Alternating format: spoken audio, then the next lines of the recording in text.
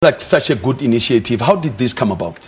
Well, if you remember, if you look back in the apartheid era, we used to have migrant workers every time when they go back home, they would host different tournaments in the form of Heritage Day in September, Easter weekend in April.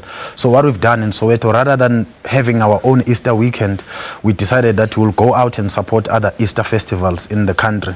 For example, there was one in Queenstown. Our boys went there to support in terms of partaking in those types of Easter tournaments. Other one was at in Alice, East London.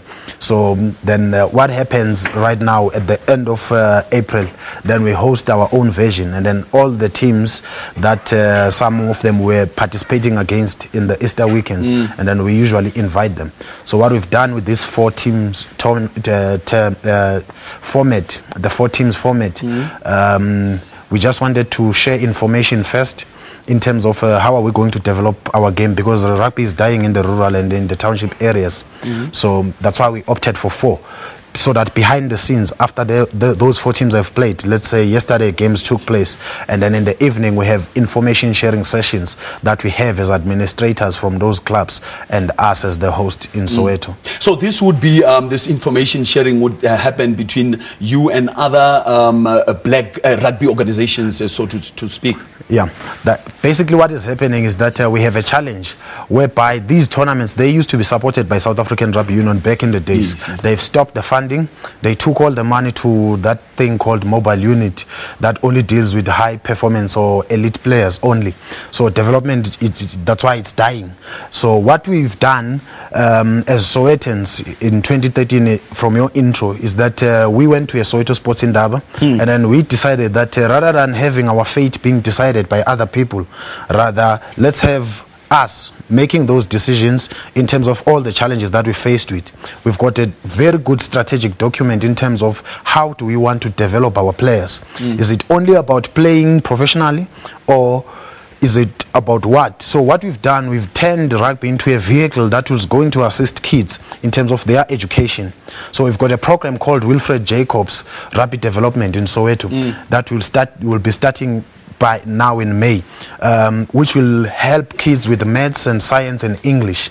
And then we feed these kids 5 days a week with our sponsors, I'll Take New Pay, being partners within that initiative. So all of those strategic documents were part of the information sharing sessions with the teams that we're visiting. Now talk to me about the whole issue of sponsorship. Earlier on you had alluded to the fact that South African Rugby Union had decided to take their funds elsewhere. What was the conversations being had between the likes of Soweto Rugby Union and South African Rugby Union to ended up deciding to go a separate way altogether? I think that the problem in the country is that we didn't anticipate the challenges or the problems moving from being an amateur ran type of a sport as rugby in the country, because it was amateur pre-1995. Then after the World Cup, and then that's when they started introducing the new era of professionalism in rugby in the country. So what has happened is that we've killed all the development initiatives as a country. Because if you can go to unions right now, which are affiliates to South African Rugby Union, those unions, they don't service or they don't give money to run clubs anymore. So club rugby, if you want to run it, you run it from your own pocket. That's one of the reasons that has made us as Sowetans to say, do we want to have a so-called a super club, which doesn't have basis of development, or do we want to control our own development as a union and have this type of a vehicle or this type of initiative?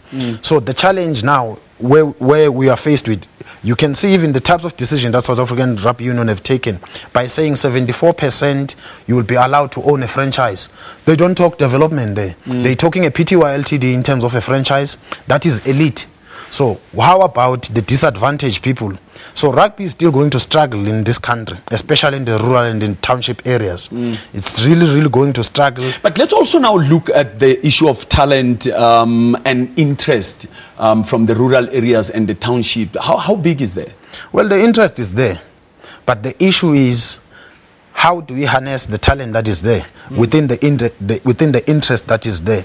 The issue here, you find a situation whereby like these types of initiatives, instead of being supported even by government, these types of initiatives, they treated as if maybe they are organized by rebels type of a situation. Just before I let you go, let's talk about the tournament. Where is the tournament happening, and from when until when? Which teams are taking part in it? And should Sowetans be interested in going to watch a tournament of rugby, where can they go?